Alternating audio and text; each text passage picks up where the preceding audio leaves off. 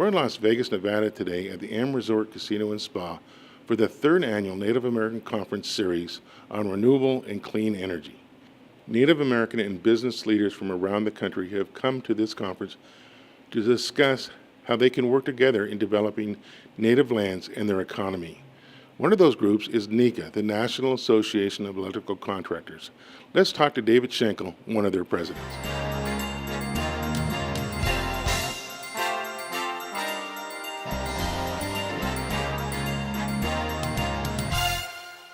We're here with David Schenkel of NECA. David, can you tell me, why is NECA here at this conference? We're here to try to develop some relationships with the Native American Indian tribes so that we can look to partner with them to do some of their projects down the road. How important is this type of a conference for both NECA and the Native American tribes? I think it's very important for NECA to come and get our name out, get to meet the Native American tribes, show the tribes that we are the energy leaders when it comes to electricity, your buildings, monitoring your buildings, controlling your buildings for any of your energy use. As far as for the Indians, as I said, I think it's good for them because they'll get experts from NECA that have been doing this for over 100 years. That we have a nationwide network of contractors, a nationwide network of training for our employees, so we can provide them the professional contractors and employees to build their projects, and they'll know they'll have safe, productive projects. I think we all need to partner to take advantage of what's coming down the road. They say there's about $400 billion worth of work on the native tribal lands coming up. How do they do that? How do they make sure that they do it professionally and that it's going to be well built and there for a long time, that they get their money back on it? I think it's a partnership made in heaven. Right now, everything is coming together for green energy. You have environmentalists, politicians, business. There's very few points of interest. You get all three of those sides, or all the sides coming together and say this is a good thing for everybody.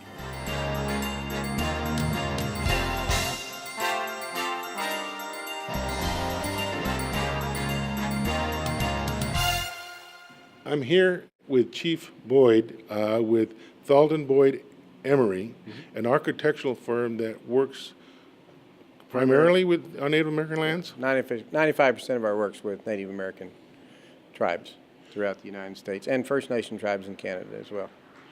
I understand you work closely with NECA contractors and the IBEW. Is that true? Yeah. We work with a lot of different contractors. We got work all over the United States. Right now we're in Oregon and Oklahoma and Michigan and all kinds of places. But what we work with on terms of contracting and stuff, and what we like about NECA and IBEW is primarily comes to us through contractors. And the contractors that we deal with that are union type contractors and stuff that use those guys, we're always happy about that because we always get a good job. And our concern is getting our tribes the best job they possibly can. And we like the relationships that we've had with those. At an event like this, it's really important that some of the Native American leaders really look closely at the NECA contractors because of the quality of work they provide? I would hope that they catch on to the fact that they do quality work and stuff. A lot of times, and in today's economy, people are pushed by the cost. In most of the projects we get into, a lot of the projects we get into, it's almost a design build process. Gaming revenues, for example, are so high you try to get it done very, very fast. It's critical when you're doing it fast that you have quality people on the job so that you end up with a successful job doing all the things you want it to do. So we try, hopefully they'll pick up on the fact that that's the kind of thing that's happening when they get NECA and IBEW type folks on the job.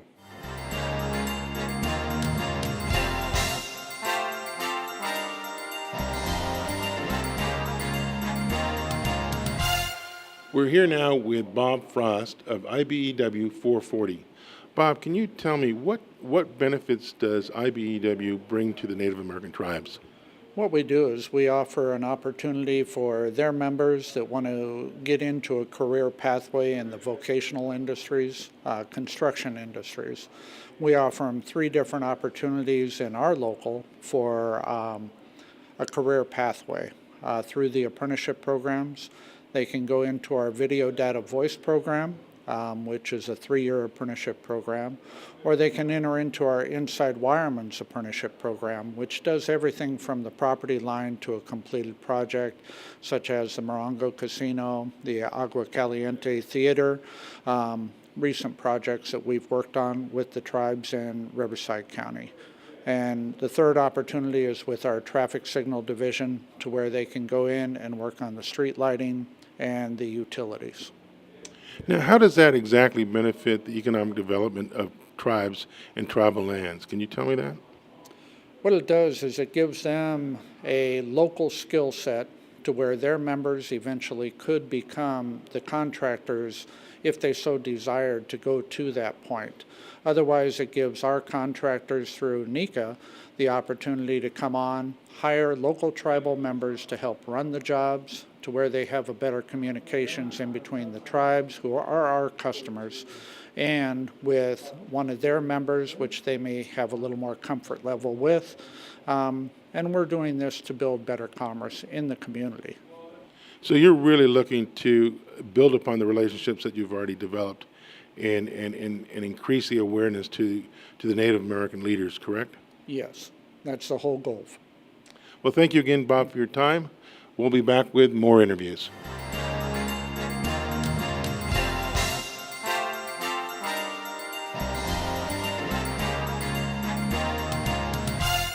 I'm here with Morris Reed, who is actually a former IBEW member.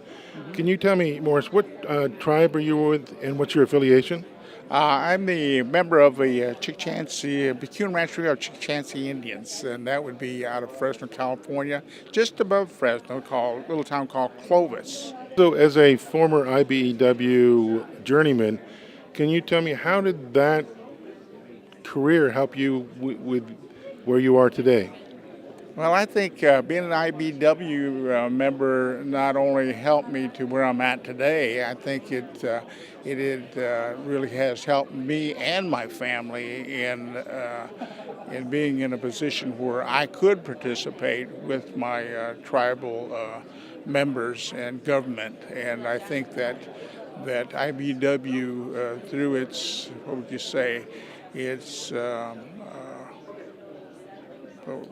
would be monies and contracts that they step forward to provide for members of IBEW is something that I think makes members of IBEW prosperous and enables them to have families, to have housing, to have the different needs, say like medical.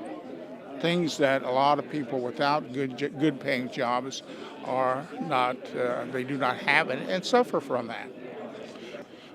So basically, by the Native American tribes working closely or building relationships with NECA and IBEW, they're actually helping themselves build sustainable communities. Is that correct? Is that what you're saying? Yes, that's exactly. You know, these days of the economy and these days of low-paying jobs and jobs going out of the country just don't provide the type of job that it takes to provide a family with homes and medical and different items that are essential to making it safe and secure for families, especially Indian families that really need to be, what would you say, opened up to organizations like IBEW for better paying jobs. Well, Morris, I want to thank you for speaking today and taking the time to talk with me. Okay. Thank you.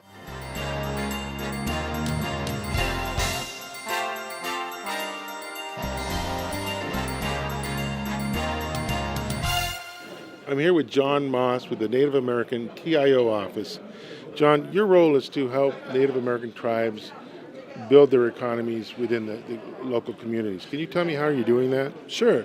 What we do is we meet with tribes to better understand what the resources are that they're trying to provide for their nation as a sovereign nation.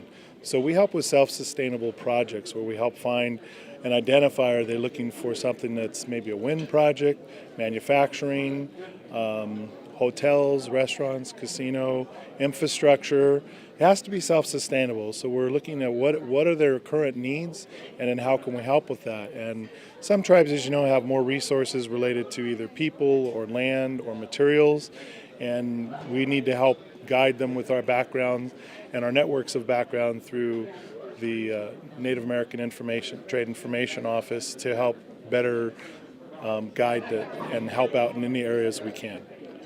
What do you hope to see accomplished at conferences like this one here in Las Vegas? What do you hope that the business community and the Native American tribal leaders walk away from? I hope they walk away with more knowledge of the positive information that is provided on the how-tos and what strategies are available.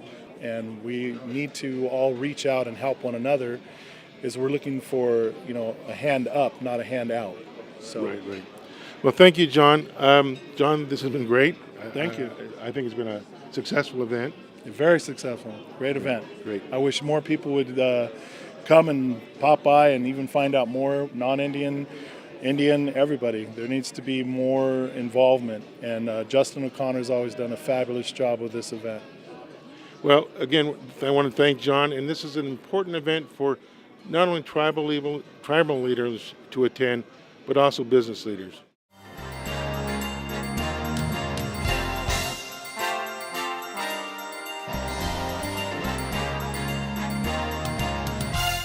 I'm here talking with Gregory Goodell of Foster Pepper. Gregory, one of the issues that a lot of contractors face when dealing with Native American tribes is legal issues. Can you tell me what your firm offers, both the tribal side and the business side? One of the things that we find is there's a lot of misunderstanding both on the tribal side and in the private sector as to how to do business together. There's fear in the private sector about working with tribes because they think if something goes wrong, I won't be able to sue the tribe. The tribes often have fears doing work with the private sector because they don't understand the industry standards or how business is actually done. So what we try to do is bring both parties together and create an agreement that allows them both to do business together and both have goals that they can achieve that are important to them. For the private sector, we give them an ability to have recourse with the tribe for disputes, for example. Instead of going into tribal court, perhaps now you're going to go into arbitration. With the tribes, we explain to them this is how the private sector works. If you're working with a construction company, for example, here are the industry standards that you want to have in your contract so that you're protected. So our firm is a facilitator for agreements that allow both sides to be comfortable and do successful business projects together. Based on what you were saying, it's important for tribal leaders to maybe look at NECA contractors who do have the expertise in green technology, solar technology, wind, turbine. Look at them for their expertise to help them get the project started, and then your firm kind of makes sure that both groups have an understanding of what's involved, correct? Correct. And if a tribe comes to us and says, who should we be looking to partner with to develop energy projects, the first thing I'm going to tell them is you need people who are qualified, who have the experience and the technical expertise to really make this happen. And NECA contractors obviously are the top line in that regard. With regard to the contractors working with tribes, we're saying we can put together a package deal that will make sense economically and legally and put everybody in a win-win situation, and everyone will have an understanding and a kind of partnering relationship rather than this relationship of misunderstanding that you've seen in the past, and that's a very successful model for bringing these projects out. So the fears of the past can really be alleviated now and projects can actually move forward. That's really the case, and tribes are extremely willing to do what they need to do to make that happen. They want to engender the confidence that private enterprise needs to come to Indian country and do these projects, and they're working hard to make that happen.